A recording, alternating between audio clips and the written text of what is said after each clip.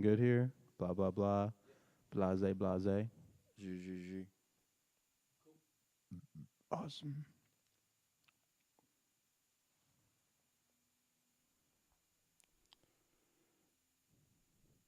Sorry. Sorry. Hmm. I'm good too. She almost died. The cinnamon challenge yesterday. Uh, Brian sent me a Snapchat of Audrey trying the cinnamon challenge, and she just like spit it out everywhere. You know what I'm talking about? No, I'm When following this someone one. tries to eat like a tablespoon of cinnamon, Uh huh. but you can't do it. It's like impossible. You can't swallow it. Really? I guess it because it's so dry, like it won't go away, so it stays in there.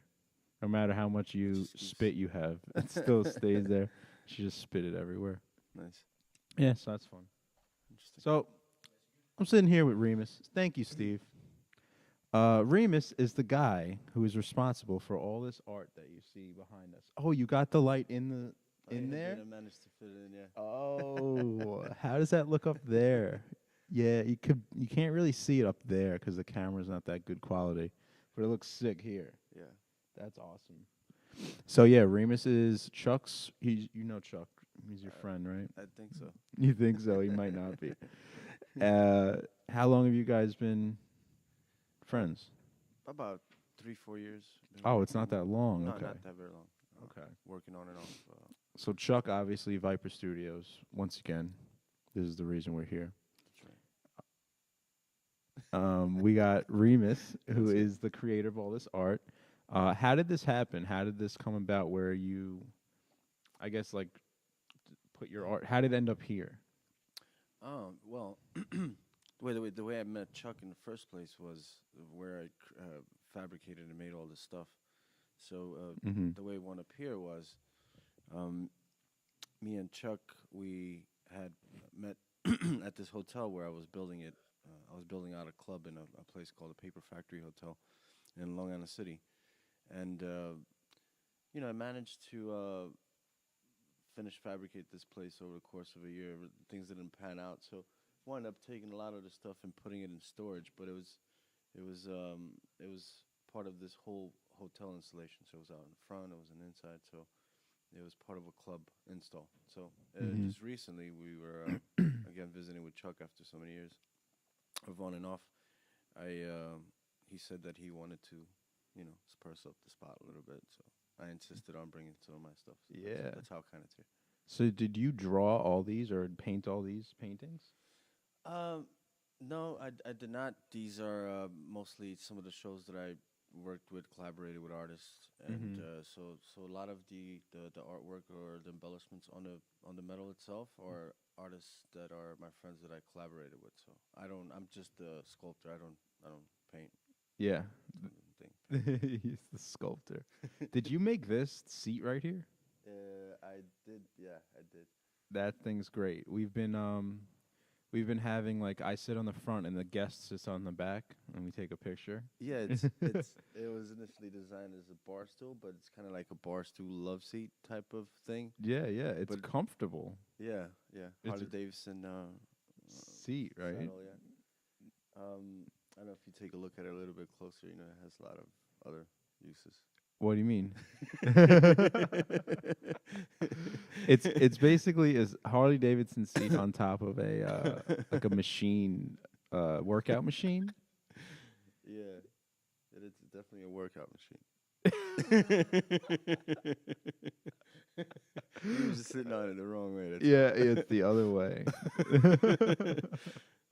Yeah. um. All right, so we like to get on a timeline. Okay. So I just want to learn about you, really. Like, Okay. you're from. You said you were from Romania, right? Yeah, I'm Romanian. How long were you out there for? And when did you come Um, here? I was born in Romania, and I came here right before the fall of the revolution, the communism state that was there. So it was in 1989. So I've been here about 28 years. Oh wow, I was born in '89. 89? Wow. Okay. I was Mm-hmm. born in 80. Okay, Yeah. so you came out here with your whole family, With my mother and my brother. And what did you? How old were you? You said you were like 9 years old. 9. Do you remember coming here? Of course, of course. Yeah, I don't Yeah, know. I remember the country. My country also Mm-hmm. fluent. So when you get here, what like how did were you always artistic and stuff like this when you were back home or? Um, no, not really. It kind of like dawned on me here in the States. I kind of like picked it up from friends. There were a lot of I grew up with a lot of graffiti artists, so you see a lot of influence that is street art and graffiti art and stuff like that. So Yeah, yeah. it was I picked up from other artists, and in the process is kind of their ideas. They're like, hey, listen, over the time, the course of the years of knowing them, they're like, hey, you should make stuff that's related to the city and mailboxes and fire hydrants. So that's how I started my style. Yeah, how do you get like how did you get a mailbox? Do you ask them like do you have extra mailboxes? No, you just You you just get a take it. cordless grinder and you pull up to the first. There are so many of them. Really? No. Like how do you end No, up with no. a mailbox? No, I went into the street and I measured the mailbox and I fabricated it myself from Oh, scrap. you made one. Yeah, I made all these I made them myself. I'm a former New York City iron worker, so a lot of the stuff that you see there, that's why they're so robust and big and dense in materials. They're leftover from job sites. So that's how you made all of this. Yeah. That is so cool, dude. I didn't know that. I thought you took a mailbox and then you painted it and like put the, the all the crystals on it and stuff. Yeah. You actually made the mailbox. Yeah, Oh, yeah. that's so cool. Yeah. That's crazy. How long did the mailbox take? We're talking about the mailbox back there right with all the lights on it. About 2-3 hours. It doesn't take that much. It looks like it's a lot of work, but it's just two sides cut and then one whole piece bent around the two sides and welded together with some trim. That's is. I Yeah. would think that would take like a week to make that thing. This must have took a while. No, no. A lot of this stuff. Well, once you have the design is usually what takes longer than the fabrication. So the way this one came about. Steve, his mic's a little bit low. I don't know. Remus's mic's a little bit low. Like when you see my level. So the way this one came about is, I ordered. I had a job from somebody to do an installation. Yeah. So it had the design had a pipe in it There it where is. it was a 14 That's inch diameter. Thank So you. it had to go around a 14-inch I beam. So it was is a structure was designed to be like a palm tree. So I had to take a pipe and cut it in half in order to fit it around I beam. Mm-hmm. So being inexperienced, I ordered the same size pipe in diameter as the size as the I beam, which was not the right Not size. the right move. It was like about an inch or two too small. So I got stuck with a pipe that's about 40 feet that they delivered and they dropped on the street where I was working at the time. So I cut it down to pieces and stored it over time, and then I reused it and turned it into this beautiful piece. Yeah, man. So But you didn't paint it. Your friends painted it.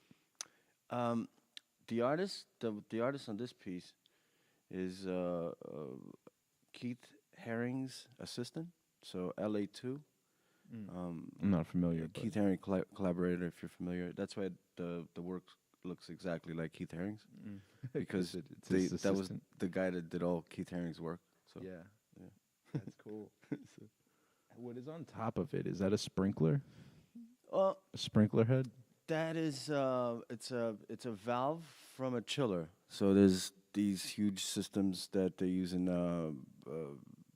what is it in hospitals to cool down, just like an air conditioner. So Oh. that's the valve from one of the pipes that I had to cut out and replace. So all this stuff that you're looking So at, you're is like, oh, I could use that. I could throw that on top of yeah, just So- random pieces that you see.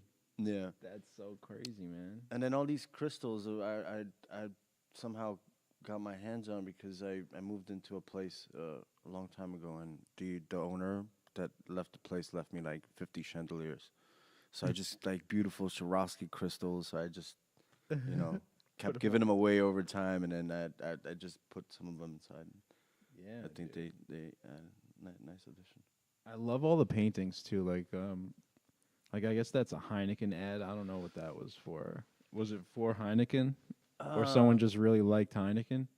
You know, a lot. Like I said, a lot of these pieces that I have, they're mostly somehow I got my hands on it. Like this one back there. I'll go from left to right. Mhm. The one behind the fire hydrant is a friend of mine. His name is Carlos, and that's a picture of his girlfriend. Oh. So, Is that a? She had that gun. She really. well, he's like a really big DJ, and he's actually Che Guevara's first cousin or something like that. So he says. Mhm. So this guy is always out partying and stuff, and then he's like, he was moving, and then he put some stuff in my storage, and he's like, listen, when I take the stuff out of your storage, he's like, make this painting disappear. It's because I don't want to come home every day looking at this painting. It reminds me of my girlfriend. Yeah. So I mean, it reminds his girlfriend. It's his girlfriend, but with a gun in his hand. Yeah. So he's like, I need to not see this. I could imagine. Yeah. Dude, that's so funny. Next one over is the graffiti piece, the stop sign. That's easy. I heard of him. And Cent Four, yeah, they're like the kings of New York. They're the ones who pretty much like laid out a lot of the groundwork for a lot of these street artists and graffiti artists from Easy's an old school, right? Yeah. Been around a while. yeah, in '69 I think he's been doing it since. Wow, that's insane. He's Yeah. like the OG of graffiti. Yeah. That's So awesome. when Banksy came into town to do his whole thing, he For that painting, the one that disappeared. no, not the one that just got cut recently, but Oh. probably I think it was like I don't know, 6 years ago. It was one of his first residencies with the balloons and all that stuff. Yeah, I know you remember that. Mm-hmm. But when he was here doing his residency, Banksy wrote on the wall. You can see there's photographs of this. It's like Kings of New York, and then he pointed arrows to these two guys. Yeah. Wow. Yeah, so That's they're so like crazy. personal friends of mine that I did shows with, and You so know Easy? yeah, Oh, yeah. You want to really? bring him on the show? Would he come on? He'll definitely come on. You think? Yeah. Oh, that would be so Yeah. cool, dude. Yeah. That would be Probably won't sick. show his face, but he'll come on Yeah. because he's still. Well, we still- could do it he's without prominent artist. video. Yeah. We Yeah. could just do his voice. That would be awesome. Yeah. That's cool, really man. nice guy. Really cool guy. So you're like in this circle, you hang out with these guys, and Yeah. it's like Yeah. that's awesome. I had a gallery for 3 years in Tribeca, so I did like some of the biggest graph shows for some time. All right, so let's get on a time. Let's get back on the timeline Yeah. because then we'll lead up to that. So Yeah. you came here from Romania when you were like 10 years old, 9 years old. Yeah. Your mom, you were just with your mom and your brother, you said, That's correct. and then where were you living? when you first got here? Queens, Queens, Sunnyside. Yeah. still there. Still there. Nice. 30 years later. I'm from Ozone Park actually originally. Oh, nice. Kind of near. Nice. Not really. So you went to school here. Was it hard to get acclimated? Was it a lot different here than Romania? Well, I came from a communist country, and so when I came here, I didn't speak a word of English. Yeah. So, and then I came here with a really, really bad last name. What? It's Pop, P-O-P. Oh, Remus Pop. Yeah. I mean, it sounds good now, right? It sounds catchy, artsy. Like I mean, it's you would really think cool. Romania that would end in like ova, like Yeah, Coca-Cola yeah. or something, but just Pop. No, just a pop. So That's pretty cool, man. yeah, but when I was young, when I came here, the whole class would make fun of me. So every time they said Remus Pop, the whole class would laugh. Yeah. And then they made up a song about it. So then What? every Pop goes the Remus. No, that was the one. No, it was Remus Pop, Remus Pop, Pop a Pop, Pop a Pop, Pop a Pop, Pop, and then the whole class would go on. So you're Not like, even that creative. I know, but it was. So I would get into fights all the time because people would actually. I would think they were making fun of me, but they weren't, and Yeah. So it was a little hard, but then it didn't take long. You're young, 3 to 6 months, you learn the language, and then Yeah, from you there caught on, on you're- quick with the language. yeah, Yeah, man. I wish I spoke another language. yeah. It's not- Moved to another country for a couple of years. I guess that's how the Yeah. best way to do it, right? Yeah. Not just Yeah. taking a class. Because I took Spanish for like 7 years and I don't know anything really. Yeah, None of it's stuck. yeah. But so you got into gotta fights and practice. stuff. A little bit, yeah, a little bit. I got into a couple of scuffles because people I would think they were making fun of me because I couldn't understand the language at all. So just with them laughing, you thought they were laughing at you. They were, yeah. Oh, so then you fought him for a reason. That makes sense then. Yeah, no. It's, So when did you start getting into the art and stuff? Were you always doing that when as a kid? um, let's see.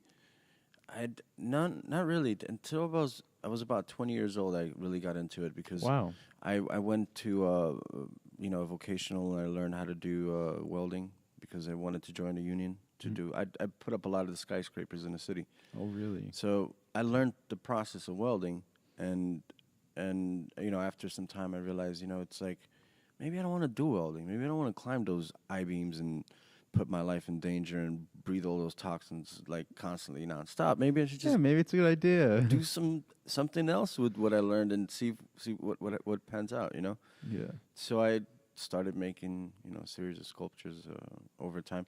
But again, I'm not a as they call it, a listed artist or a career artist. I mostly did a lot of this stuff Just for fun. for building atmospheres for clubs and events and stuff like that. Mm-hmm. So I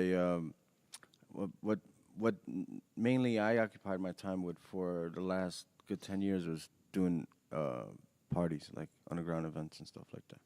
That they would use your sculptures for? That I would use my sculptures for my own events.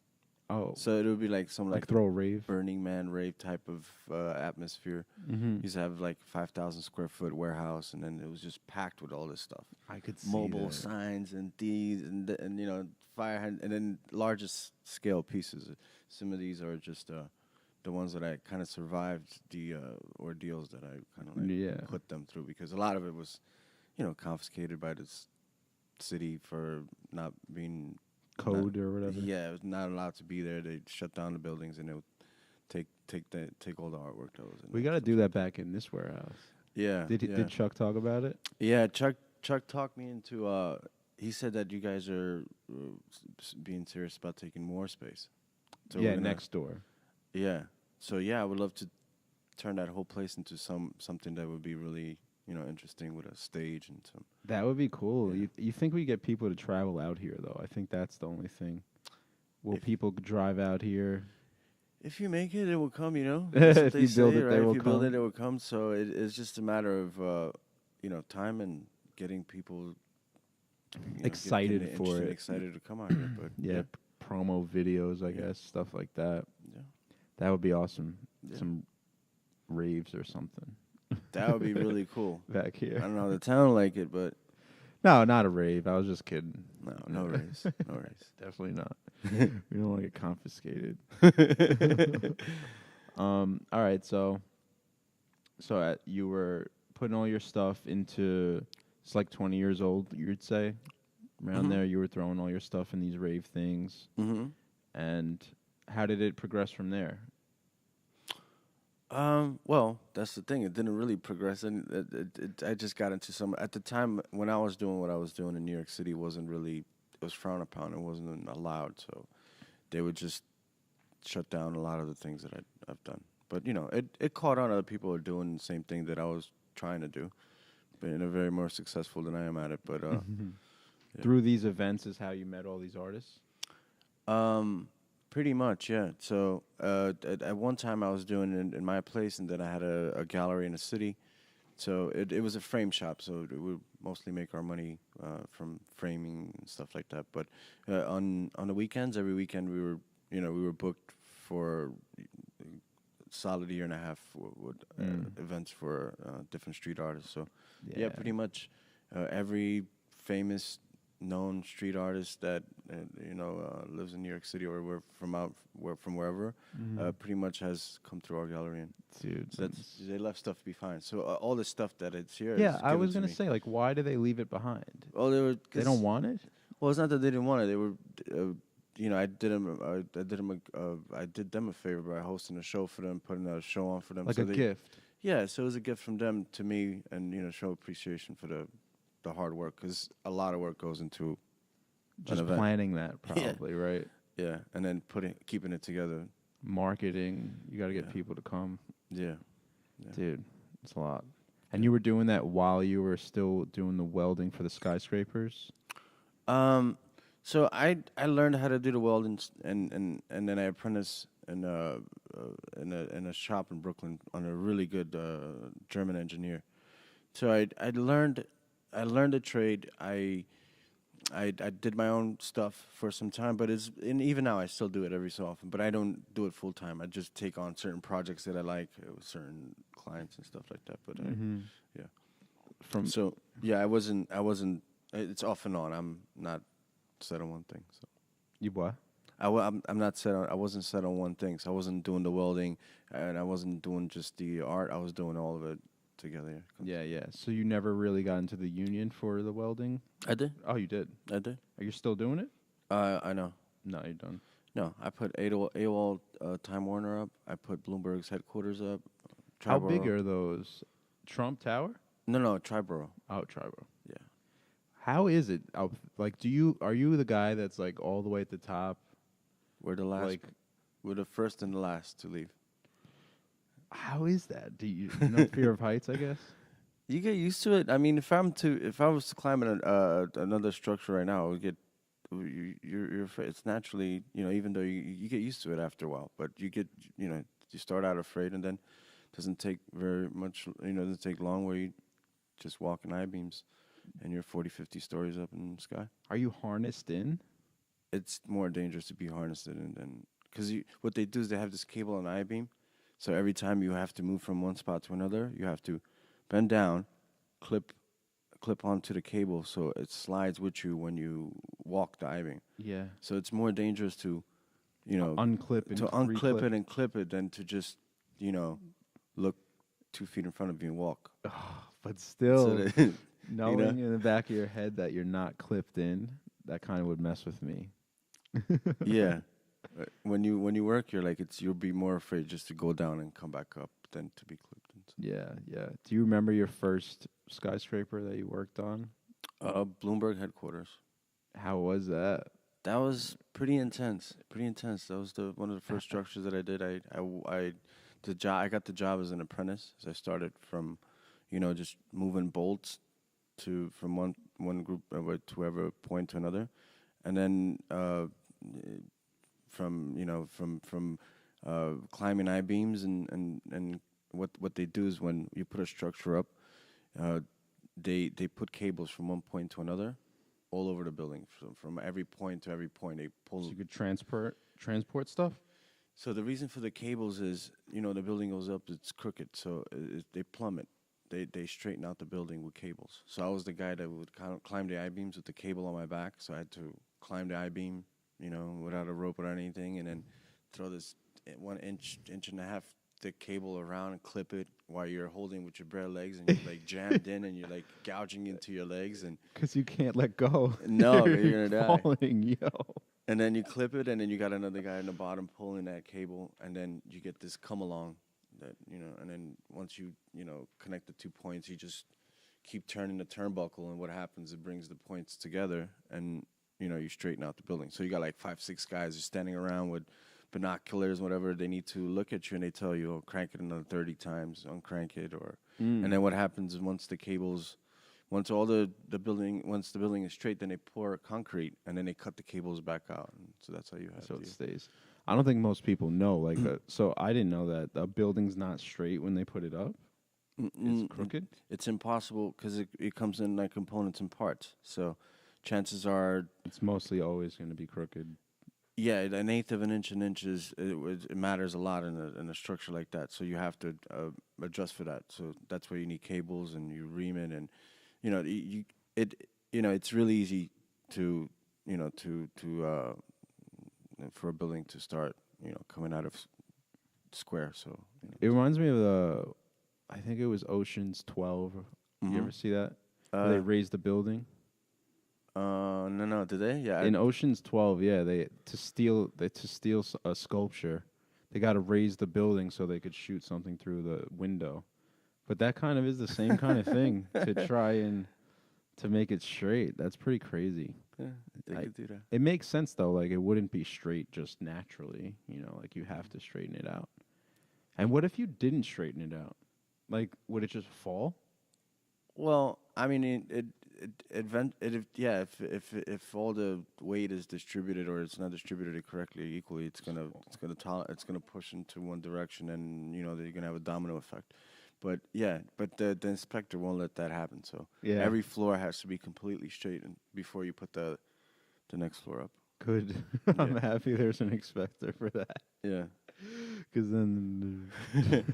I'm a city and state certified welder, so when it's like you have to go through all this crazy, process in order to get licensed, and they X-ray your work, they bend your work in order for you to work on these superstructures. Mm-hmm. So it's like So welding is basically just putting two pieces of metal together, right?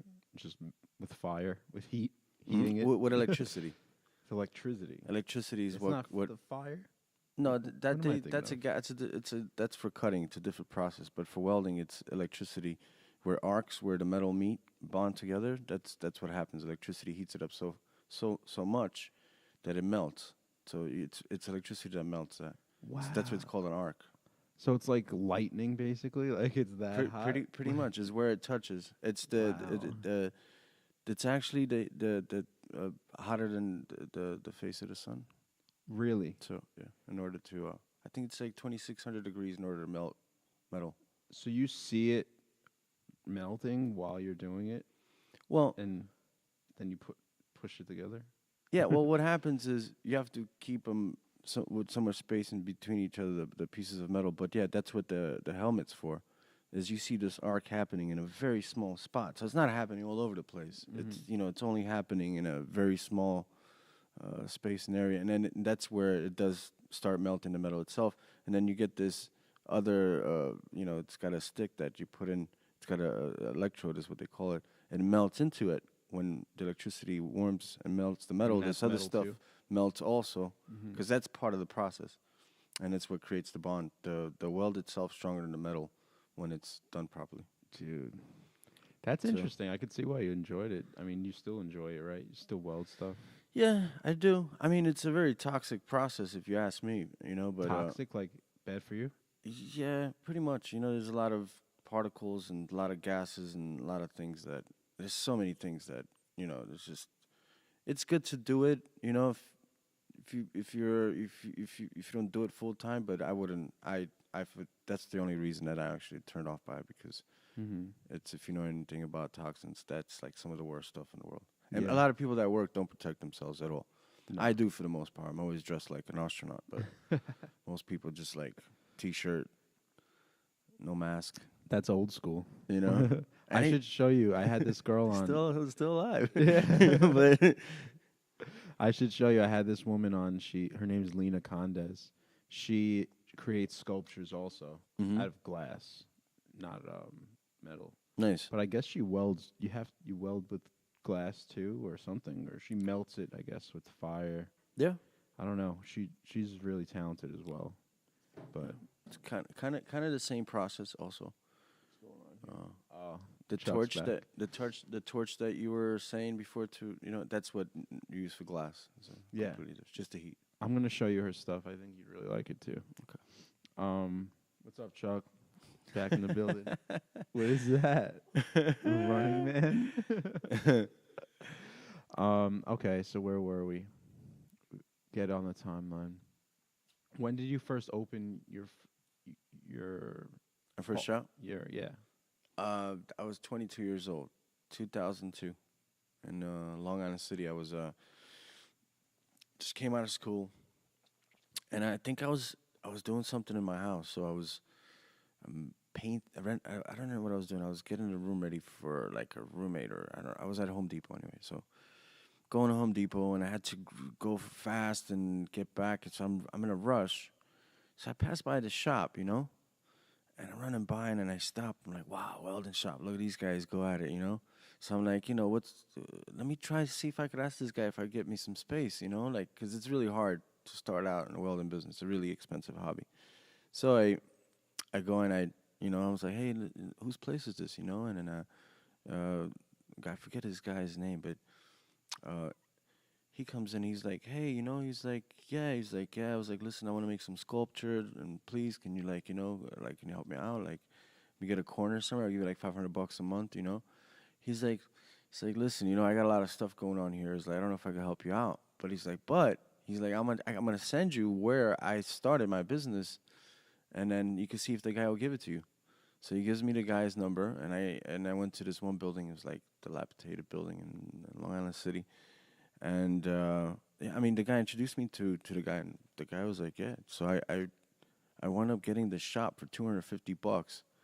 A month? $250 a month in Long Island City, yeah. And it was like it was like an 8x10 closet. It wasn't, but But even still, that's cheap. Like, yeah, yeah. and no electricity and everything. It was in like in the yard. So I cleaned the spot up, and you know, that's where I started. Actually, that's where I made this one sculpture. That's one of the first pieces that I made over there. I made this for I forget, it was a store. And that was 16 years ago. Yeah. Dude. Actually, it's going to last forever, right? It's freaking steel, metal. Yeah. It's just going to, it's like permanent. Yeah. It's never going to go Yeah. away. That's so cool, dude. So what happened was the metal stuff led to all this other stuff that I was doing. So I had a shop, and so I was fabricating stuff, and then I got into a real good thing with the owner. So he was like, oh yeah, his building was falling apart. So I made gates for him, some doorways, and all this other stuff. So he was like really happy. I never paid him anything, mind you, because The 250 didn't even matter. never came out of my pocket, because he needed more stuff than, you know, the reason he wanted somebody that was a welder is because he really needed the work around the building. Mm-hmm. So the guy tells me, he's like, listen, he's like, you know, there's somebody upstairs that they're moving out. He's like, can you do me a favor? Can you go clean it for me? So I was like, yeah. so now I have a good relationship with the owner about that point. About that time, it was about a year into it. So the guy goes, so I get upstairs, he gives me the key. So this is where I got all these chandelier stuff that the guy moved out of. So I tell him, I said, all right, you know, I go in there, and he says, do me a favor, we're going to try to clean it out, and we're going to rent it out. I was like, let me take care of this, you know? He's like, I could take care of that for you. I could rent it out. I could build it out and rent it out to whoever you need it. So the owner was like, yeah, okay, it's a great idea, right? So what happens is, now I'm welding, so I'm doing all this. Now I don't want to weld anymore because I got another opportunity that came out. So now I'm like, I'm building real estate and stuff. I'm renovating parts of this building, and I'm turning it into studios and renting it out to people. So then another floor became available in the same building. So I'd say the same thing to the guy. While I'm in the middle of the other thing, I'm like, yo, let me take care of that one too. So in the end, what happens is I wound up keeping my welding shop empty for 2 years because I never used it. But you weren't paying for it. So I wasn't paying for it. That's good. I wasn't that was already done. So then what happened was I took over this 4th floor, and then there was another 3rd floor. So ultimately what happened was I renovated one of the floors on the 3rd floor. So I turned it into about 6 studios. And then I took the whole 4th floor, and I lived there by myself. Yeah. So I never went to the. So now my rent was, I don't know, $4,500 on one floor and $3,200 on another floor. But the rent from the 3rd floor was $8,500. So in other words, I wound up living it for free. I had the shop and this huge loft. Yeah, and I used to go to the landlord, and he would have to pay me rent. So he really didn't like it. So I stopped building out the rest of it because I knew it was in a matter of time it was going to throw me out, right? So then what happened was, I started this whole. I had an event space, so that's how I got into all this art and all these things. Is I would rent to people for events, regarding art shows, raves, hip hop, whoever one came first. Yeah. So what happened is I built all these relationships, and I met all these people in the process. But then I started getting, attention from the city because I didn't know that this wasn't allowed. So mind you, I'm like 25 years old at the time. I didn't know what the hell I'm doing. I'm thinking, hey, I got a warehouse. I could do whatever I want. Yeah. And the cops are knocking on my door every night. Did they actually? Well, we were, when we bought at one time up to 5,000 people in the venue.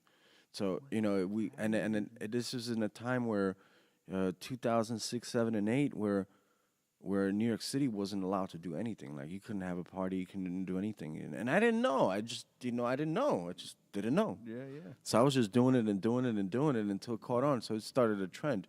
So in New York City, it was like a movement. It actually, it opened up a whole new world of things. Well, if no one else is doing it, because they're not allowed to, you don't know it. So Yeah. yours is the cool one. Yeah, and I was just, and for the most part, I would do it for free. I was just let people come and do their shows because I wasn't making money out of the place, and it was just sitting. And the landlord, he was getting already, landlords get after some time. Mm-hmm. So so that was my experience. I wound up moving from that place to another gallery, and that's how I won.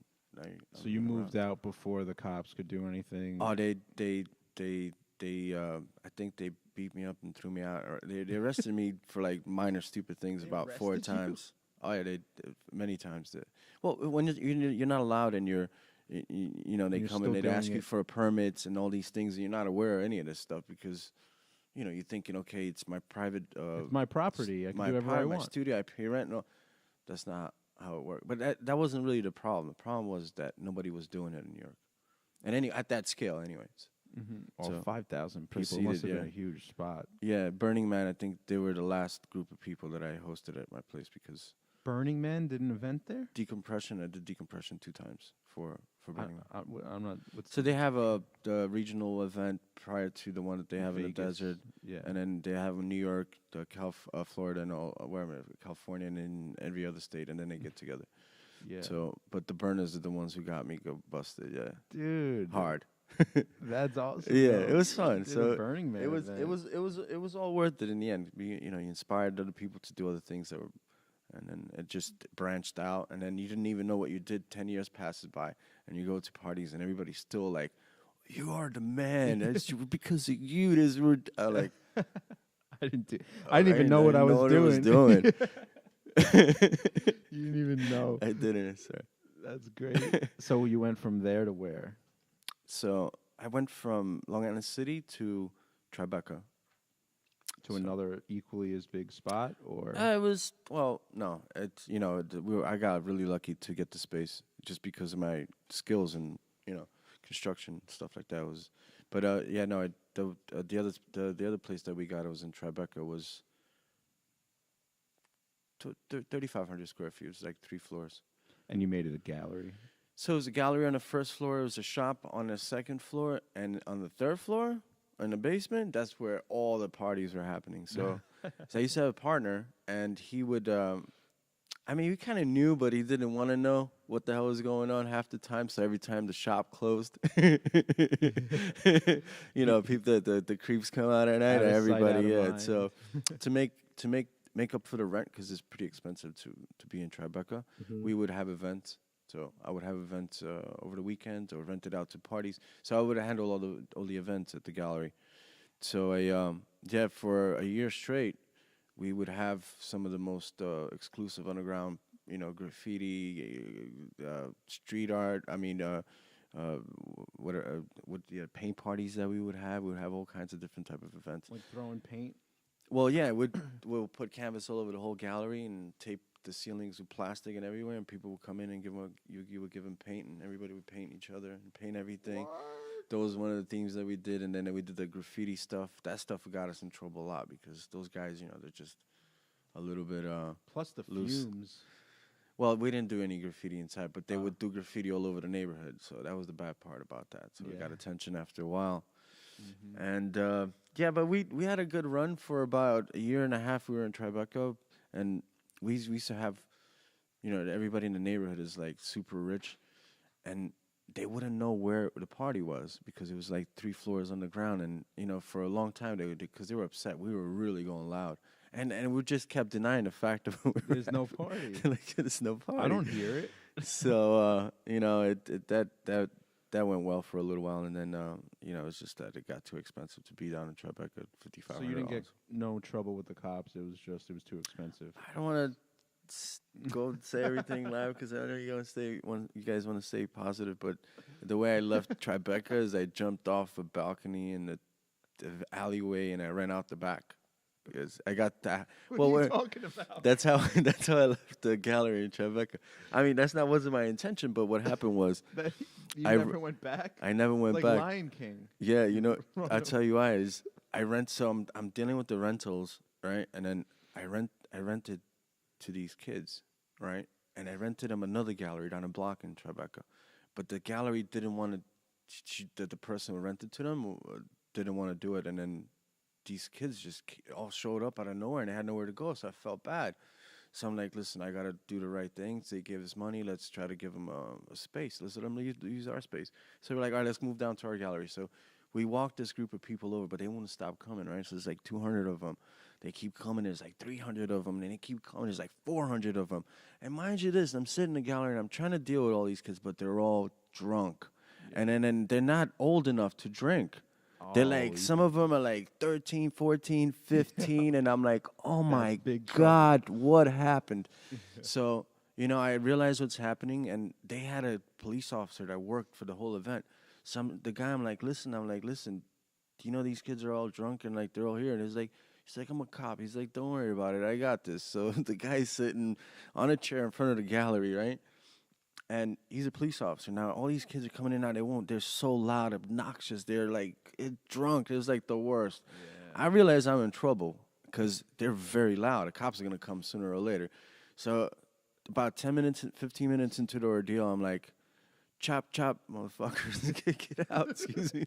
So I throw everybody out. I'm screaming, get out of my place, get out. Yeah. Right? So I managed to get everybody out into the street. Oh. So everybody listens, So I threw everybody out. I'm like, oh, thank God, right? And then the guy was like, bro, do you know these kids are all drunk? And he was like, no, don't worry about it. Take care of this. And then it didn't take long I already had trouble with the police in that neighborhood, but they all showed up, all the detective stuff, all the captains, everybody showed up, because it's one of those neighborhoods, like 40 cops everywhere. So now I know I'm in trouble. I'm like, God, no, I'm going to go to jail. And then there's a guy, and they're all happy running around the gallery. They're like, oh, we're going to charge him with this, and he did that. And I'm like, oh, my God, this is not even me. And then some kids are running out the gallery, and they're like, how old are you? And they're like, 15. I'm like, oh, my God. And he's like, his girlfriend, and your girlfriend? 13. I was like, oh, my God. I'm like, I'm in so much trouble. I'm like, so I'm emptying out my pockets, right? And empty out my pockets. I'm like, God, I got to shut down the gallery. And I'm like, everybody's out, cool. And then the cops are in there. They're all like, happy. And then they're all behind me. I'm shutting stuff down. And the captain goes to the guy. He's like, you don't have to follow me. He has nowhere to go. It's like, it's just a dead end. And at the end of the gallery. So little did they know that there was another door on the way down into the basement. So I was afraid, I was like, my God, are you gonna charge me with selling alcohol to kids? I'm like, yo, I better get out of here. So I swear to God, I jumped out of the balcony in the basement, and they just saw me disappeared. So I jumped out the back. There's a balcony in a basement they didn't know about. I jumped into the alleyway, and there's nowhere to go. It's pitch black, and you can't even crawl. The walls are so tall, and I don't even know how. I run back, and then at the balcony I jumped off had a ladder. So I take the ladder and I put it up on the on the wall I was in. I crawled up, and then I pulled the ladder after me, and I see all these cops trying to get down. They're trying to get down, but I got the ladder. I'm putting the ladder over the next fence. And oh my God! So ultimately, can they see you? Yeah, but they can't. They're like stop? Too far. I mean, yeah, but they're like, they're not telling me to stop. They're just like, okay, how do we get down? And because they know, I'm on my way out. So, and this is in the middle of a Ghostbusters show that I had. So, I had anyways. So what happens is now I climb up over this wall, and I climb up one of those private residences to try to get out of the alleyway somehow, and there's nowhere to go. I have nowhere to go. I'm stuck. I climbed this fire escape all the way to like the 20th floor, and I'm sitting in some guy's pool area, and I'm like, what am I gonna do? Like, they're gonna come and get me, right? So I run back down the fire escapes, but if I would have been smart enough to look in the corner before I ran all the way up the building, there was an exit. What, you remember that after? Yeah, so I didn't remember it. Just the first time I see it. So I run through this exit, and mind you, this is like 30 degrees outside. Somewhere in autumn, it's cold and rainy, right? So I take the hoodie off that I have. I have a T-shirt on. And as I walk through the building, all the cops are running down the block in the other direction. So I walk the other way. I just walk. But now I'm outside, and I'm freezing. And it's winter. And now I'm like stuck. I have my keys. I thought I was getting arrested, so I left everything in the gallery. So now I'm running. I'm like in Tribeca, I run over the Williamsburg Bridge, and I'm freezing, like cold. I'm Running like over the running over the bridge, like, oh my God. And people are looking at me like, what the hell is that guy on, you know? So See, you never know. Whenever you see those people in the city, you never know what they were doing. Like, you never know where they came from or what their story is. so I ran to a bar that I knew, and then my friend was a security guard there, so he gave me money, and I went home. But ultimately, what happened was they were so embarrassed that I got away that they never did anything about it. So they would come to the gallery. I had a partner. They would come to the gallery every second day to check up on me, to talk to me, to catch me. But now I learned that there was a way out the back, and they didn't know how to get me. So that's how. Wait, so how It's long usually did like they, that. how long did they keep going and trying to catch you, and then they finally gave up? Well, they didn't. They just showed up like 3 or 4 more times to the gallery to say, "Hey, you got away," like. So once, But they never put anything out. So I mean, I've never got anything, yeah, and they never came. They know where I live, so it they was never. 15 years ago, right? Something This like was that. 2008, so Oh, okay, 8, 9. 10 years ago. No, I'm sorry, 2013. So this Oh, was a whole. 6 years. I've been running for throwing parties for a very long time. So Yeah. you know how to put a party together. You're a Oh, party yeah. planner, Oh yeah, underground party planner. yes sir.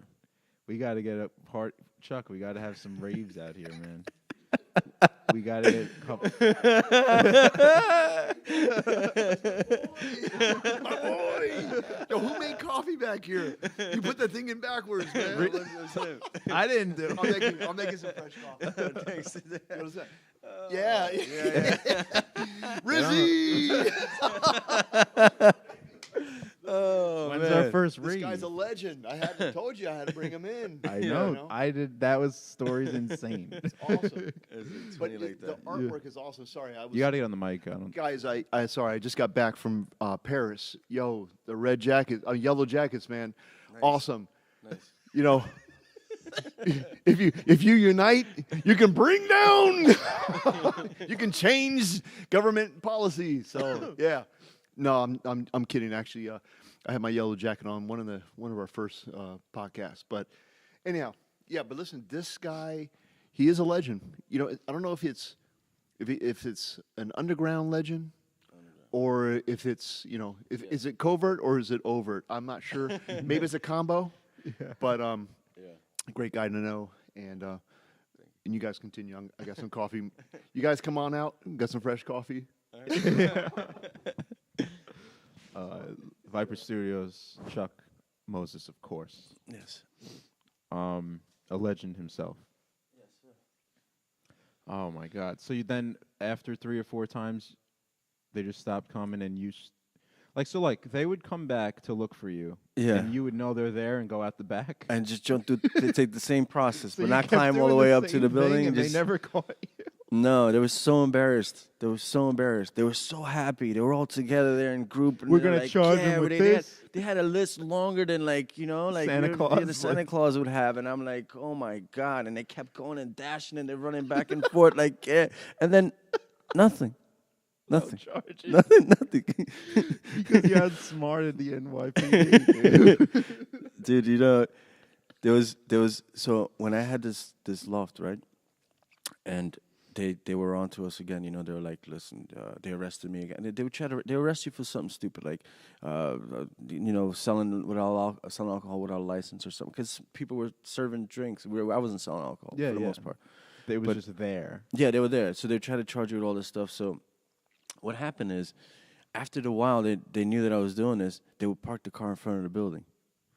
So now that I knew that they were doing that, what I did, I smarted up. I went and then I rented two 16-passenger buses.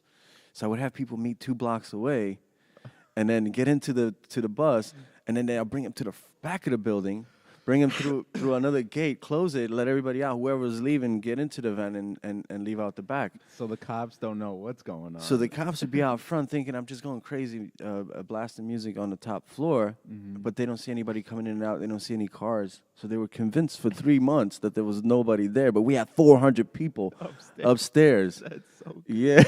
So you gotta.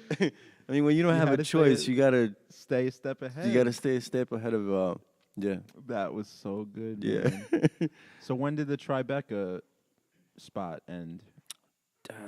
Was that recently? My brain's burnt, but 2013, so sometime. So it was the same year, basically. Then that's when the Tribeca thing ended, and then so what happened is, me and Chuck met. See, what happened was before I went to Tribeca, I used to have this loft, and this is the big place that I was telling you about that the landlord wound up giving me 2 floors. Yeah. So I get chased out of there for throwing parties. I go to Tribeca. I get chased out of there for throwing parties. I go back to that same place. And there's new management, new owners. So the owners that bought the building that threw me out, I went and talked to them. They didn't know who I was. And so I talked them into giving me the basement downstairs in the restaurant. I swear to God. That's so Chuck was there. So the same one I got chased out of, and all this stuff happened. I went in. And Why did you do that? You just had balls. Because I fell in love with the spot, man, and then it was premature. I got thrown out by the owner, so I lost like an incredible amount of money in the process. So it was sad, But then, I don't know, for some reason I went there because I liked the spot. They took my idea and turned it into a hotel. So they used my loft as an example. But anyway, so the guy who bought it, I went back to talk to him, and he didn't know who I was. Yeah. So the guy, this happened twice. First time I went and spoke to one of the managers, the owner wasn't there. I didn't like the management. I left them alone. But I talked my way in twice. So the guy gave me the whole basement downstairs. So I turned this. So mind you, after all this happens, I got back into the place and I turned this, kind of dead, dilapidated boiler room into like the most amazing club you ever saw. Yeah. So that's when I met Chuck. I was building the club downstairs, and he came Cat to was a doing, rave. Yeah. Cat. Yeah, no. We were in raving it about then. I was just about a year into the project, and Cat was. So I was renting the rest of the rooms for them at the hotel. I didn't tell him that I was there prior to any of that stuff. Yeah, so yeah. I wouldn't want to blow up my spot. But what happened ultimately, it was they figured it out. That it was me. So after I again another year into another project. This time again I got the short end of the stick. I built this place out. It was so beautiful. I put some one-sided stairs, made DJ booths, and actually this is the DJ booth from that club. I just pulled it out without the. That's where a lot of this stuff is here now. It's again the landlord, the owner there once it was built. You know how some of these billionaires are, or whatever they are. He just decided to keep the place and minus me out of the whole equation. That's trash. So, but yeah, anyways, that's how I piled up all the stuff. How did they storage. find out? You don't know, though, right? Well, it got just your name got around. Because what happens, we did shows, and all the people that came in there, they all knew me. So there was why does this guy? Yo, this it was like Remus. Everybody was like, bro, everybody knows you. Like, how do they know you? And then at the time, I was like, listen, I'm sorry, bro, but I used to have this whole building. The owner, and he was just like, the cops are after me. Yeah. The whole thing. I'm actually wanted. So, yeah, but I wish this the second time I went back around would have worked, because it was such a beautiful place. But then greed and people and there's money and all this stuff that it's had. But yeah, here we go again. So what was your next move after that? Well, since then I just laid low and licked my wounds from Yeah. all this, because the first owner robbed me for about $100,000 worth of equity, and this guy robbed me for about the same. How does that happen, dude? There's nothing you could do legally. There was, I guess I didn't sign the right contracts from the start, and that's what it was, Damn. And then it turned from one thing to another once the guy realized that he just couldn't put it together in his brain. He wanted to build a club, but he didn't know how to put it in that small room that he had. Mm-hmm. So once he had the idea, and then he kind of figured out some other things that I put together, then he just said I could do this. But you know how it is. People think they could do something somebody else does. They just can't. And then that doesn't really work the way you intended. But shit. Yeah. I don't like that. So, yeah, it's you live, you learn, but move on Did to you the learn next from thing. it? Like, what to do next time? if you run into the same situation, like what to sign and all that? Yeah. This time around, I'll make sure that we have some contracts laid down. If you're gonna put some sweat equity into stuff, Yeah. so you don't waste What's it your called? time. Sweat equity? Yeah, sweat equity. Like that's work, I guess. That's physical work. Yeah, yeah. I put in about $65,000 worth of metal fabrication into the place. Fuck. Rip the floors out, put concrete down, By rail yourself, stairs. or you're working with people? Well, Like see, you the had a thing team? is, I couldn't, I can't afford to hire people to work. So first, you can't. A lot of people can't work like me. So it's just I drive myself crazy trying to get people to do what I do. So I just do it myself. You're like obsessive, like OCD, like you need it to be a certain way. No, not necessarily, but there's so many unexperienced people, and when you get to welding, the tolerances are so tight that you can't have unexperienced people doing anything. Otherwise, you're just gonna have to redo the whole work again. Yourself, yeah, So yeah. Again, yeah. So then you might as well just do it yourself. That's how it is with like people. So- Like you need to do a project in school, and like one person is smarter than everyone else. Like, Yeah. let me just do it. Let me just do it. Yeah, Like, yeah. I've been in those groups. I was So- never the smart kid. I was always like, all right, if you want to do that, you can do that. Yeah. Same kind of thing. So with all my, with all my experience, I that's really ultimately what I want to do, is open a really big club, because that's why I work with Chuck. Is I'm really good with sound, lighting, staging, and stuff like that. Speakers. So what are you doing? Crowd control. What are you doing now? Is there you working on a little freelancing? Mostly right now, I have a place. I do a lot of Airbnb, stuff like that. So Like fix them up? yeah, and then re-rent them out. Oh, okay. Yeah, so that's Wait, so mostly- like you own the place and then you rent them. I don't know. I rent and then re-rent. and rent Yeah, I and caught re- on to that. It's a really easy thing. Just mark it up. Say all you need is the 4 walls. Yeah, yeah. So that's been working out for me. Can you Airbnb anything? Like, if Chuck wanted to Airbnb this, could he Airbnb this? Mm-hmm. You could rent Airbnb it as a event space or a studio as a Yeah. yeah Oh, sure that's pretty cool. yeah. Yeah. Someone Airbnb to Igloo? Say that on the mic, or if you want. But I don't know how you Airbnb an Igloo. But it's on his property, I guess? Wow. Till you stay in it till it melts. Like, that's the deal. That's funny. All right, so what's the future plan? Well, since we have a few discussions with Chuck, we plan on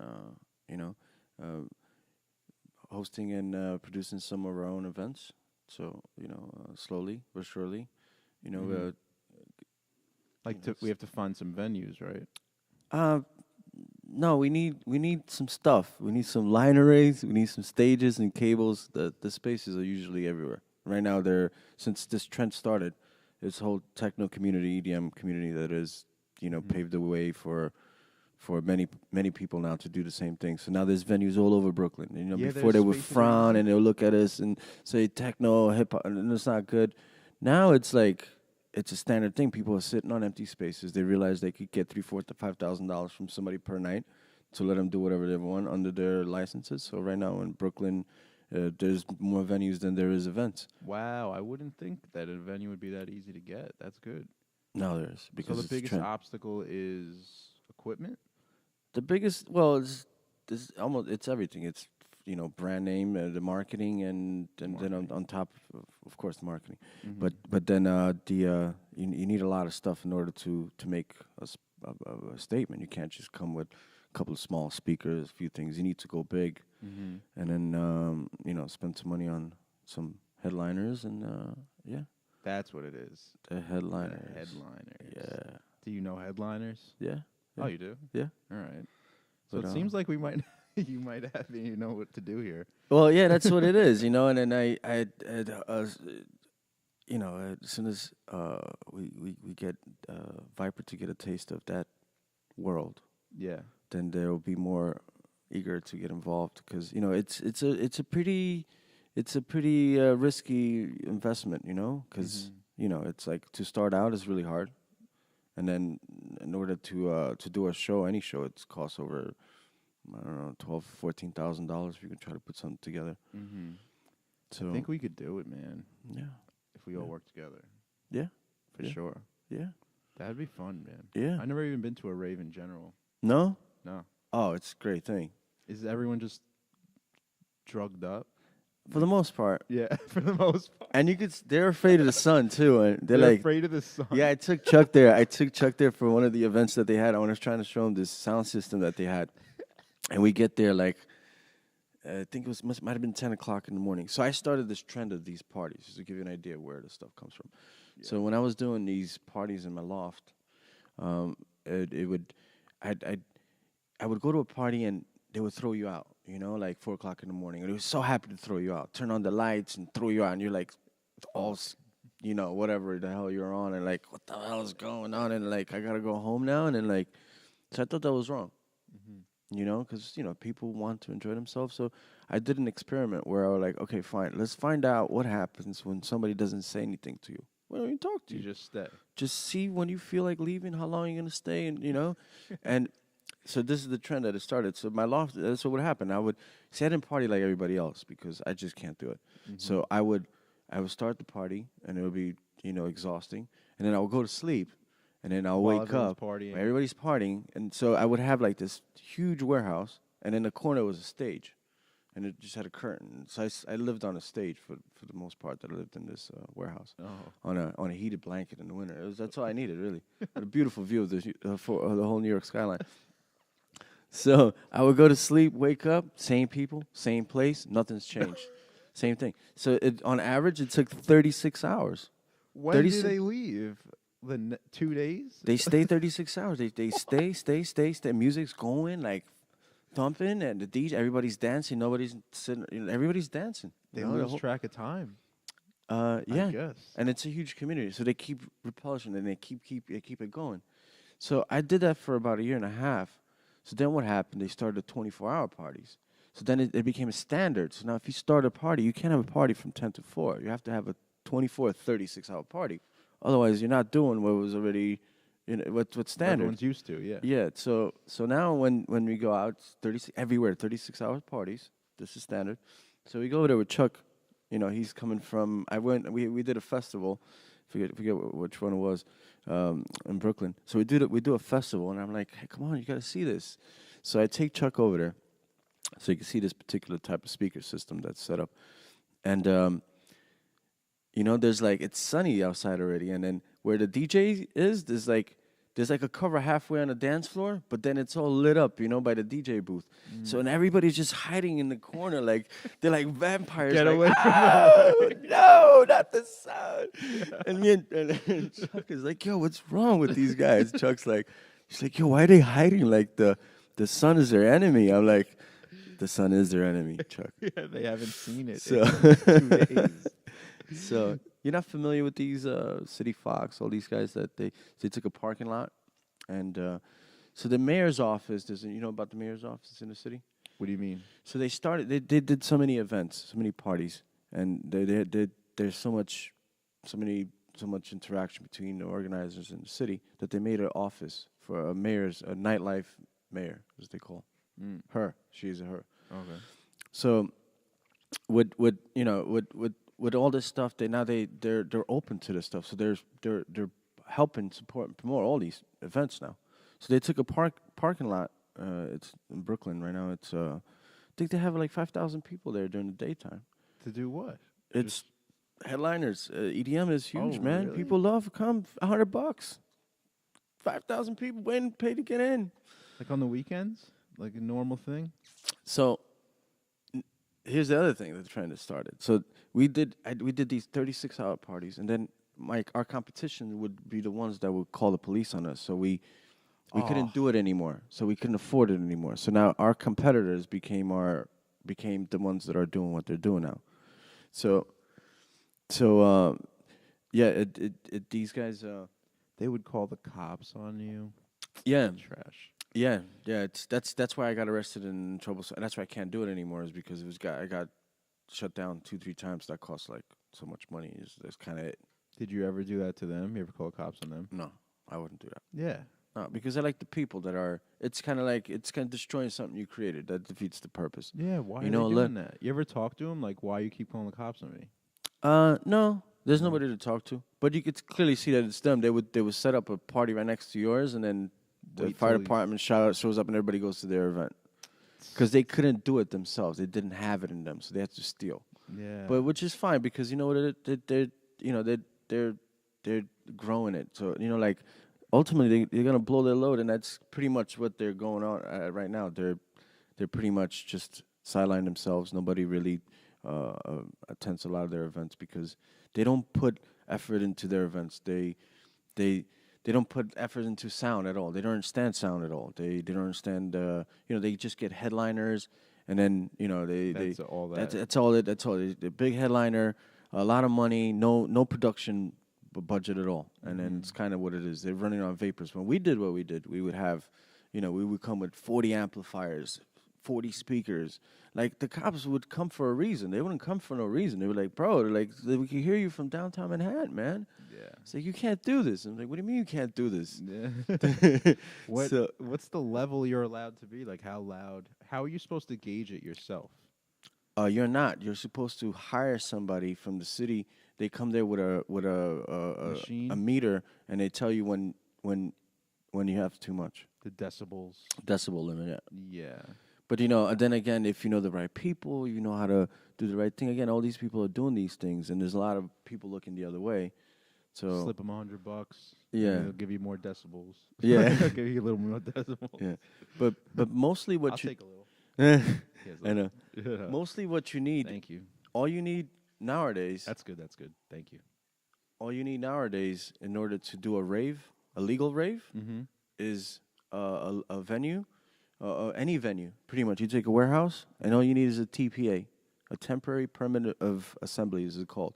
So in other words, you could take any dilapidated building that's messed up, as long as it's got enough exits, and you put exits up on every part, and then the more security guards you have, the more people you can have. Mm-hmm. So normally, if you have like 60 security guards all over the place, you could have thousands of people, and then it's But totally in fine. 06, 07, it wasn't like that. Well, It couldn't just be one permit. there was no permits at all. This didn't even exist. There was Oh. this wasn't allowed. It was, again, I didn't know. So it was called. What happened was, it was I think it was Giuliani was the one who created the Rave Act. Mm-hmm. So when they created the Rave Act, it shut down all the parties in the city until I started them back up again. But I didn't. What happened was, I was part of a group of people that were doing events, but they were doing events only from like 10 to 4, and it was like once a month. They did 20 events, and they did them really well. But before and they were afraid to do it. They would do it fast and disappear. So they wouldn't get arrested. So now it's that Rave Act, when was in place. All those parties happened. Nobody else was doing it because they were afraid of the Rave Act. Mm-hmm. So I wasn't aware. I was part of the rave scene when I was a kid, but I didn't know that it was still in effect, and I didn't know that people were afraid of doing events because of that reason alone. So because of the police, everybody was afraid of the cops. Yeah. So they come and they beat your ass. So Did they actually? what I did is, instead of getting beat up, instead of fighting with them, because I understood that what they're doing, so I said, all right, let me pull down your pants. So what I did is, because that's what they would do. They would beat me and toss me around. So then I got smart. So what I did is, instead of just going with them and letting them arrest me for no reason, because then they'll shut down the party, throw you out, and that's it. That's kind of usually what happened. So what I would get up in their face. So then they would start, they were like, let's arrest this guy. Mm-hmm. So I put a camera in his face or something like, yeah, so what are you going to do? Yeah. So they start, do you get the 1, 2, and they toss you around. So what happened? Look, until this day, I still can't close my hand because of what I did. So I would drop on the floor. Mind you, just like 24-hour party just finished. Somehow we got through to it with it. And then we have still 200-300 people hanging around. They're not going anywhere. So the cops would come. Again, this is probably the 6th time that would happen. Same thing would happen. So they would come and arrest me. They didn't want anybody else. They didn't want to do with anybody else. They wanted to make a statement out of me.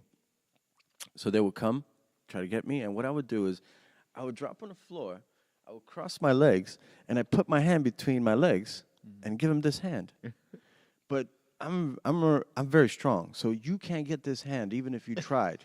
Even if you tried with all your friends. Let's see it. Try You it, could, Josh. I swear I'll do it. I'll do it.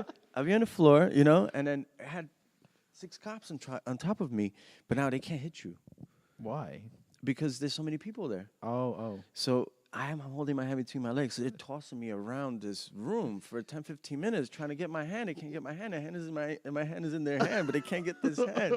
So they're tossing me everywhere, right? Until And you just have your arm out. And then I'm just having, and I can't do anything about it. And it's, you know. So 10 minutes into the thing, you know, like I had a hoodie on all the time, so they would try to suffocate me. And then the girls in the party would just scream, stop resisting, Remus. You know, and it was like so cool. So what happened is, you know, they get pissed off at some point and then just start putting their sticks into, they will break my ribs or whatever. That's and what then, I was thinking. Like they have to like punch you or something. Yeah, but, you know, so they finally get me. I get arrested for whatever it is. But you know what happened? Make them waste their time. No, but you know what happened at that point? What? I caught on. It took me to get beat up 4 times to catch on what happened. Is I caught on that everybody was afraid of the police. But then after they saw me get beat up 4 times in front of it, and I'm still there doing it, people stopped being afraid of the cops.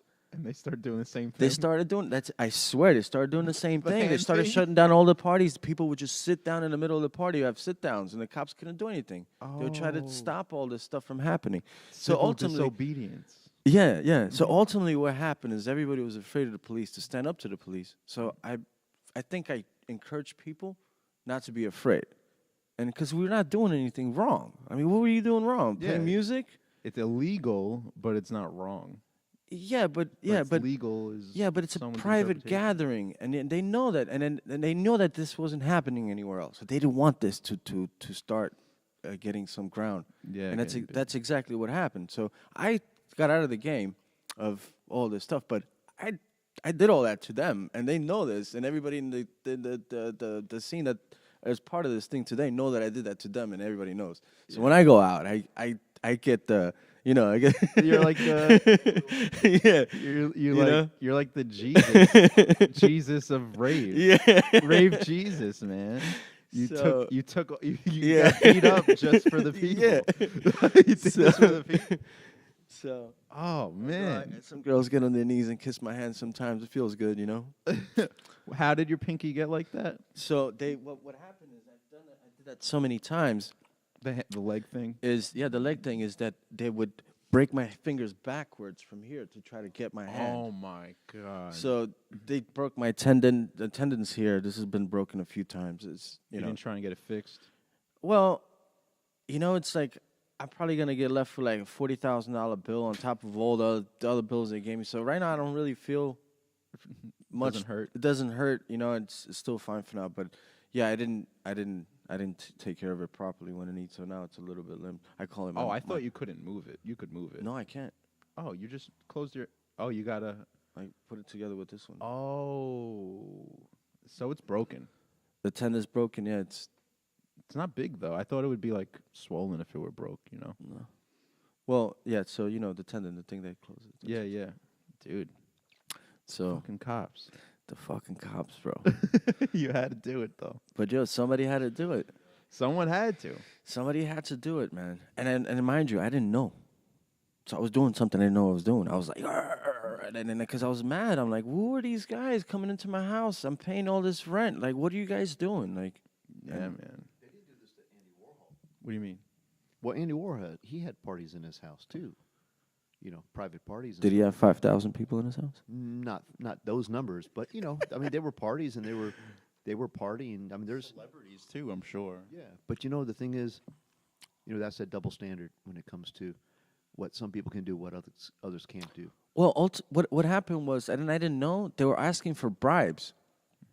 So I didn't know how to bribe a cop, and I knew it's illegal to bribe a cop. It's a felony. So I'm like, I'm not giving you any money, bro. They're It's like asking for they're them. asking for money directly from me. leave? Yeah, and then what happens is after I got beat up, they took me to the precinct, and the one guy comes out from the back, and he's got the sharpest like clothes on. He looks like he just came out of the locker room or something. You know, like the crispiest Yeah. captain sitting. He's like.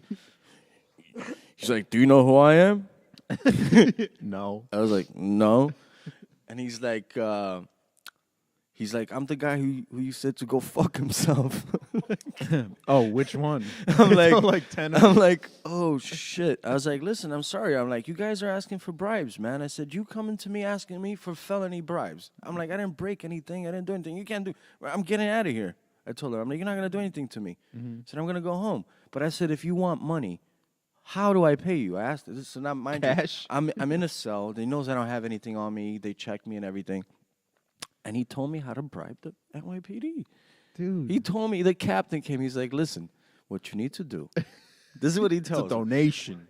It's a donation. No, it's legal. Oh, it's legal now. All legal. So he says what you need to do is you need to go to the PAL and make a donation to the PAL. Yeah.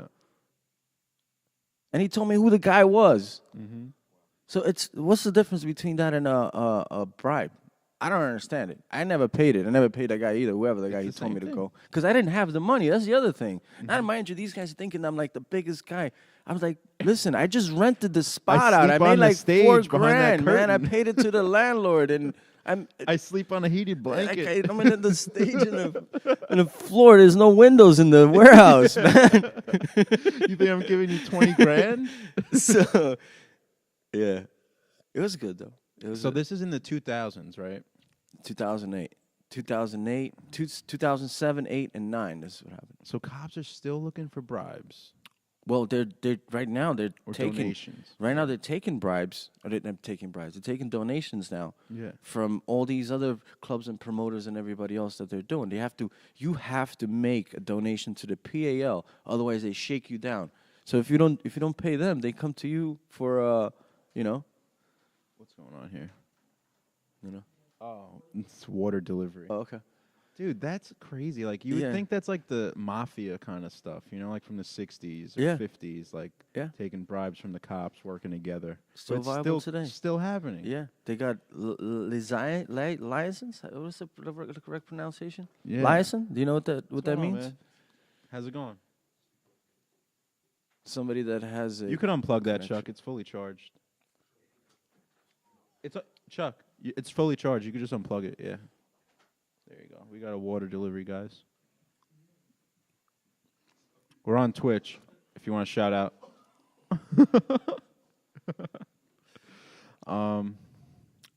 Where was I? Yeah, the bribes. That's messed up. So yeah, man. So I was trying to do sculpture and try to bring people together, and in the process, every time they shut down one of my venues and my places, they stole all my art and threw it in a container. Confiscated, They right? they not even they dumpstered it. They threw it in the garbage? Yes. What's wrong with these people? That's worse. That's the worst part of everything you said That's so a far. nice. I know that's That's the that's saddest part, heartbreaking, yeah. man. Because they're just throwing it in the garbage. Just Spiteful like, people. Fuck you. What? Spiteful. Yeah. Yeah. Like, oh man, I hate that. Yeah. So. Sorry about that. It's all right. I'm still here laughing about it. Yeah. I can't really move this finger, but that's a little bit. They can take my finger, but they can't take my pride. All right. So we know what the future has in store for us. We're gonna try and get some stuff together, right? So yeah, let's I just a suggestion. I see that you're really good at this. I'm not really good at this. I think you are. I think you are good. But I have a lot of friends that are artists. Like all these guys would love to come down here. You think they would? Yeah, all the DJs that I've helped start their careers in the underground that are better than the headliners would love to come and play and then talk about that community itself, the music itself. There's the EDM, there's the Freegas, there's the Burners, there's these other guys. Eventually I'll tell you a different story off air, so you can understand how how this influenced a lot of things and bigger things, like Occupy Wall Street and stuff like that. About what? I couldn't hear that one. Occupy Wall Street? Oh, yeah. Yeah, that ultimately happened because of these events. A lot of people don't know how that happened. I don't know. So, yeah. Off air. Yeah. Steve, what do you think about this? Is Steve over there? Is he that? Can he hear me? Steve, can you hear me? Can you hear me? What do you think about this? He's saying he wants to bring in like DJs and artists and stuff to be on the show. So what if a DJ performed and we just had like a live like party almost, like a dance party or something like that, like a Yeah. live podcast. Like I'll interview him, and then after the podcast, we have like a party. Yeah. I think that would be sick, right? Yeah. Well, you can see the effect. Chuck gave me a thumbs up. The effect of the DJ, what he does, like What? of if the DJ is good, you see how the people react to it. It's a really good Yeah. show. And then we have like, cause I grew up, Howard Stern. Mm-hmm. That's why we're doing this, because I Yeah. listened to Howard Stern since I was 12 years old.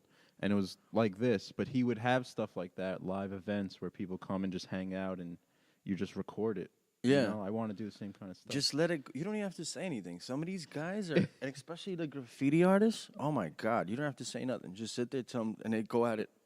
Yeah. Bring 4 at a time, and these guys are the ones who, Do they all creators- know each other too? they all know each other. Again, this is like when it's underground, and then like they only know each other. They think everybody knows about them, and then there's a whole big thing. But ultimately, what it is just they know of each other, and that's it. It's only a really tight niche community, and it's a history that's dying out before it gets documented. So these guys are really happy to say what happened and Share some war share, stories, yeah. like with Yeah. with each other too. You never heard of the Ex Vandals? No. So I think they have some show going together, but I just bumped into a few of them. And since I was doing all these shows, I was like, listen, like I was gonna do this in my house, but Chuck's got it all set up, so there's no point in doing that. So we're a little bit further from the city, but people will come here. Yeah. If If you think they'll come, man, let's make it happen. Yeah. And then right now, what we're doing is we're fixing the trailer, which we're making a portable studio so we could broadcast on site. You're talking about his trailer? Now it's your trailer, Chuck. Which one? Maybe I'm thinking of the Is RV. this what happened I'm to thinking of the RV. You talking about the RV? Yeah.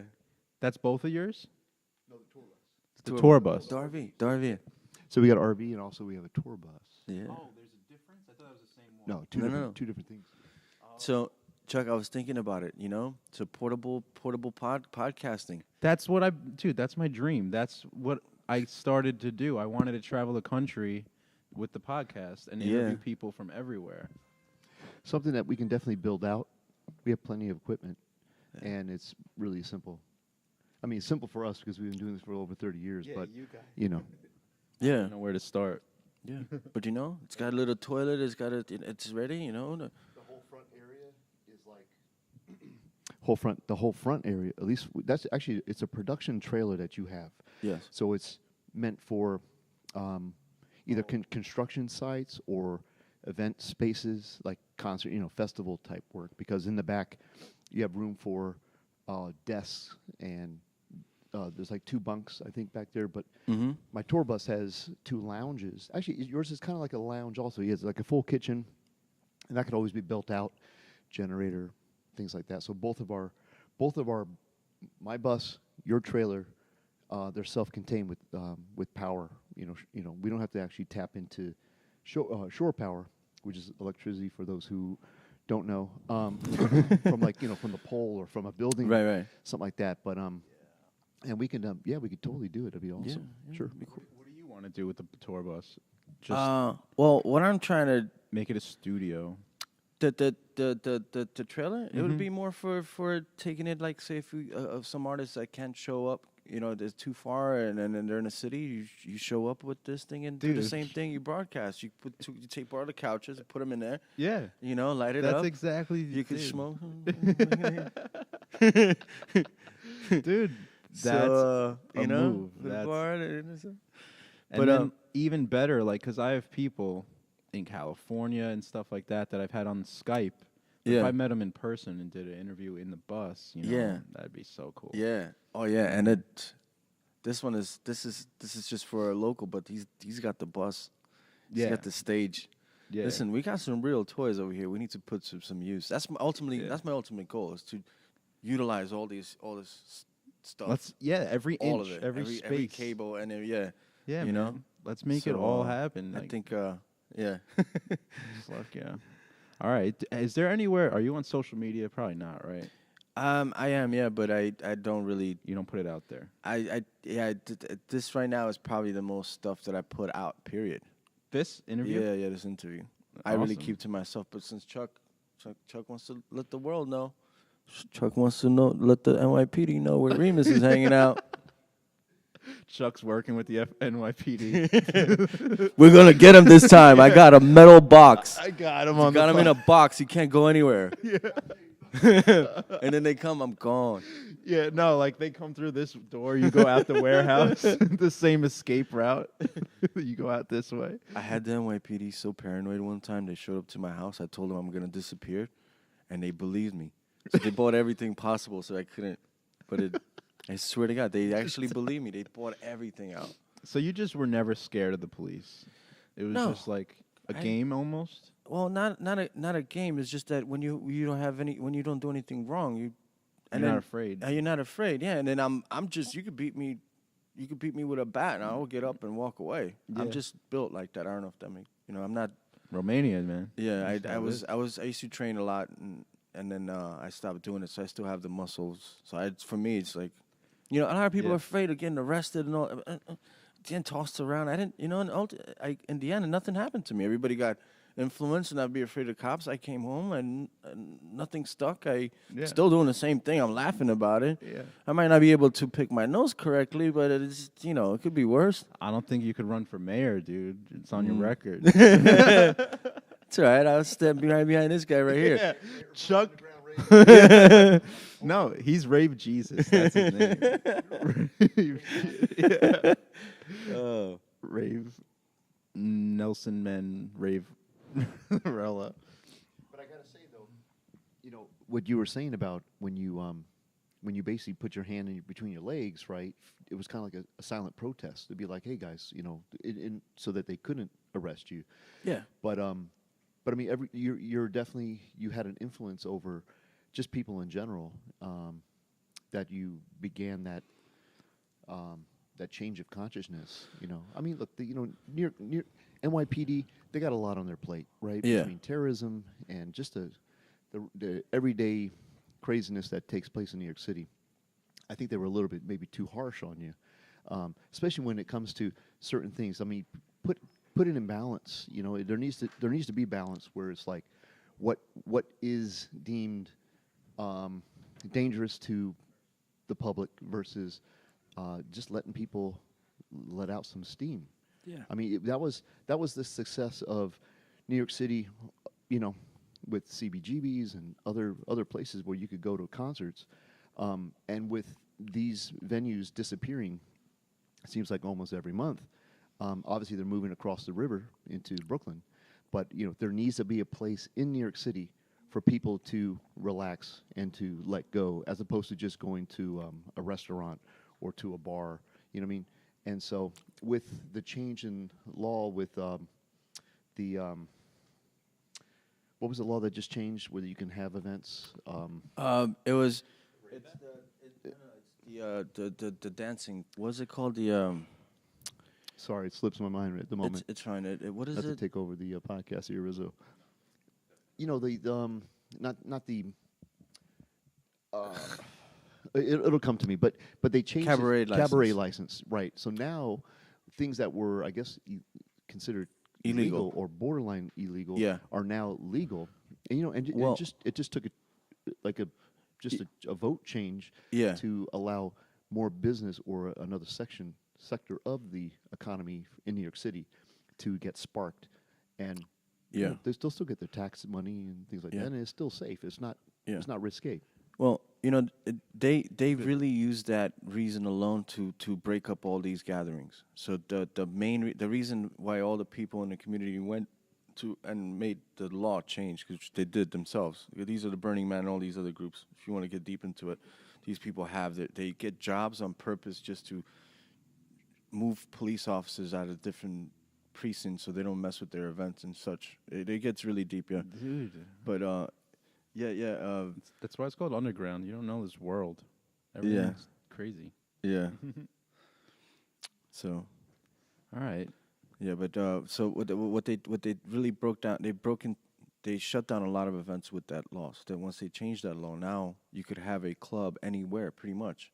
Because with that, you weren't able to do it anywhere. Now you are legally allowed to pretty much have a club anywhere. So any place in Brooklyn now, as long as it has enough space, you could dance, and then we weren't allowed to dance, and they really enforced that. I don't know if that makes sense. This is 2018. No, makes no sense. You're on Earth. You're a human. You should be able to dance wherever you want. Yeah. All right. What do you think? We're gonna make this happen, Chuck? Yes. Yeah. All right. I heard that. It's a verbal contract.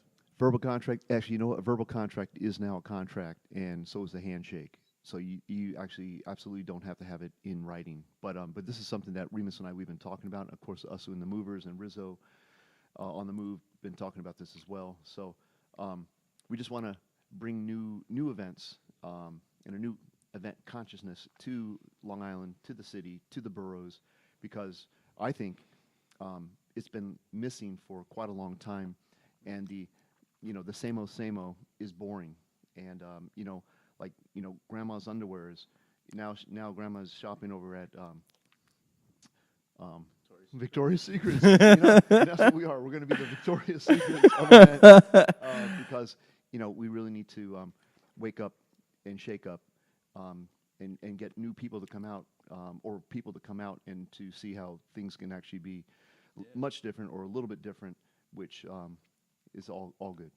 I think, because when I was a kid, my parents would talk about how because they're from the city, and they would come to Long Island to come to clubs, and like Long Island was cool. Yeah. But now Long Island's not like that. Everyone goes to the city. Yeah. But we could make it cool where people come out here. Who Yeah. Do the same thing. Yeah. I think that's what happened is, but the laws kept people out of the city, and that's where they came out to Long Island. It was easier. Mm-hmm. It was easier to do things here. But since it got a little easier to do things in New York, everybody went back. Yeah. We have to bring them out here. We got to bring them back now. Okay. Let's make it That's cool. not a hard thing to do. No, I don't think so. Let's just change the game, man. Nice. All right, you got anything else you want to say? You get out there? I'm good. You feel good? Really nice. Yeah, really nice interview. I really appreciate this. Dude, it was It's not an my hour. thing, but It was an hour and a half, wow. right? Wow. You didn't even realize. No, not at all. Sweet. Awesome. Well, Do you have websites or anything you want people to go to? I don't exist. Yeah, you're off the grid. You can find me on Facebook, remuspop.com, and you can see some of my work there. And drop me a line. Maybe I'll respond in a year or so. In a year. All right, man. Thank you for coming on. All right. Thank you. Thank you very much. We'll do this again with maybe like when you have your artist friends come, you could sit in too. We'll set up more mics. Sure. I could bring some of my friends so they could relate to the events and stuff. Yeah, I want to hear some more stories. Yeah, that story was hilarious where you got away from the cops. That was amazing. All right, cool. Mikey Vicino, any last words? Express yourself, guys. Nice.